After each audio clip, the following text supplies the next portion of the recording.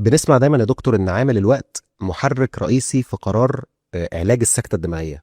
ويمكن دايما بنسمع مصطلحين اكتر حاجة، مصطلح الساعة الذهبية والمصطلح التاني ان الوقت هو المحرك الرئيسي في قرار ان احنا نعمل قسطرة مخية من الاساس. فممكن حضرتك توضح لنا على النقطتين دول؟ بص، حضرتك القسطرة المخية بتستخدم في استخراج الجلطة من الشريان الرئيسي. لما بيتسبب في انقطاع دم عن أحد الفصين بتوع المخ. اوكي.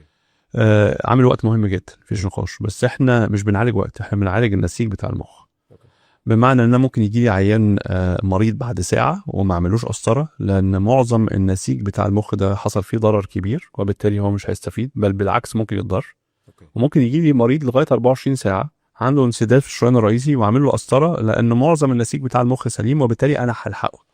القاعده العامه عندنا دايما احنا بننقذ ما يمكن انقاذه من الخلايا بتاعه المخ في حاله حدوث انسداد في الشريان الرئيسي. تمام.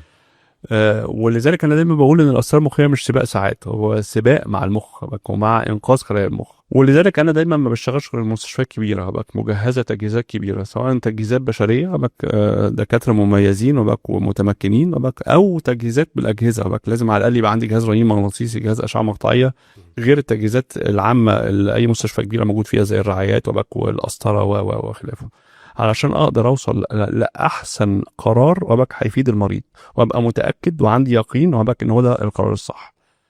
الخلاصه ان الاسرار المخيه مش سباق ساعات، هو سباق لانقاذ المخ.